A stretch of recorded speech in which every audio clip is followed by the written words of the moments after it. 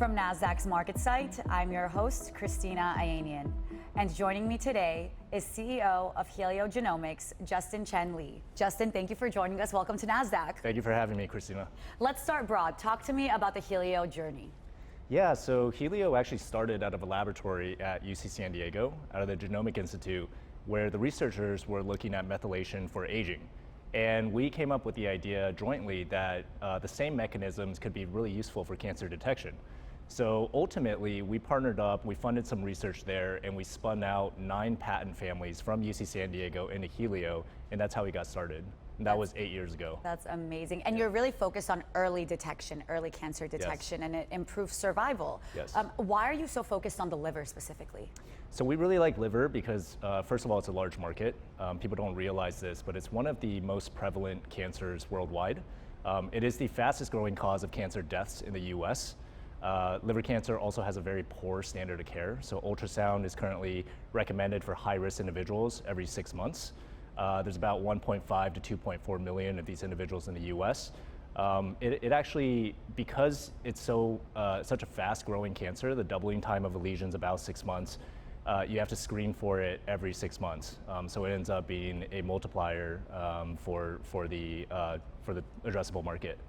And it's interesting because you're really using technology in order to detect and combat this. So how are you using AI? How is AI implemented in your practices? Yeah, so AI is used on the front end when we're training our algorithms for our product. So not only is it used for training the algorithms, but it's also used for biomarker discovery. So there are 28 million methylation markers in the human genome. There are 6 billion base pairs of DNA. So there's a lot of data that you have to sort through when you're looking at, thousands of patients, right? To try to find some signal and look at patterns to be able to predict whether or not somebody has cancer. So I would say on the front end, it's mostly machine learning, large-scale supervised training. We are also working with deep learning.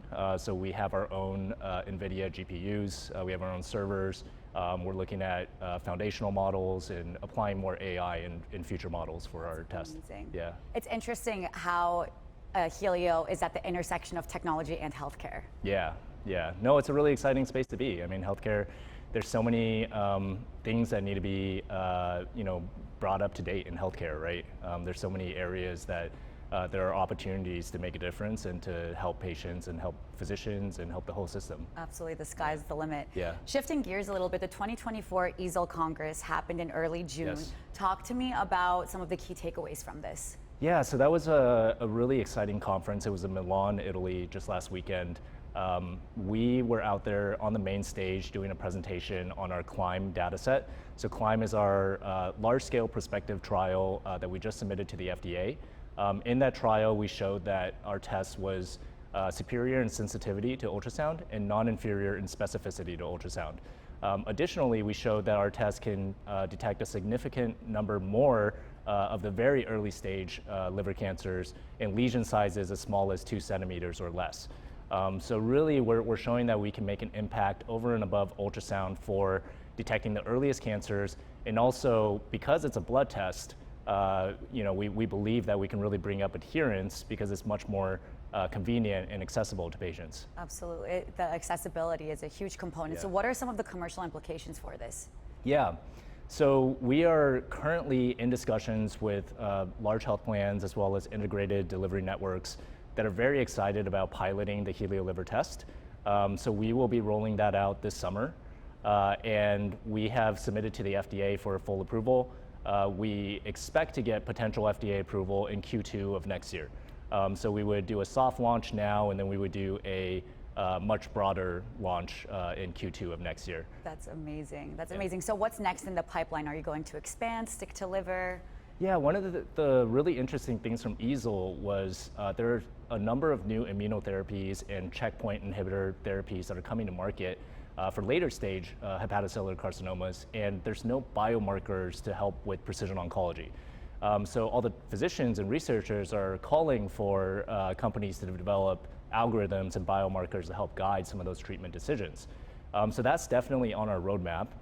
We have also been working on minimum residual disease and treatment monitoring for years now.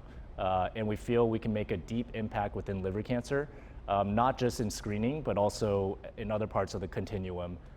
And also, we will be applying our platforms and our technology to other types of cancers. We're less interested in colon cancer. We feel the world doesn't need another blood-based colon cancer test. There's many competitors in that space. But ovarian cancer, stomach cancer, there are some very interesting cancers out there that we know our technology would work well for. So that's amazing. You're pioneering a new path in detection and treatment. Yes, exactly. That's amazing. Justin, thank you so much for joining us and sharing your story. We look forward to following your continued growth. Thank you so much.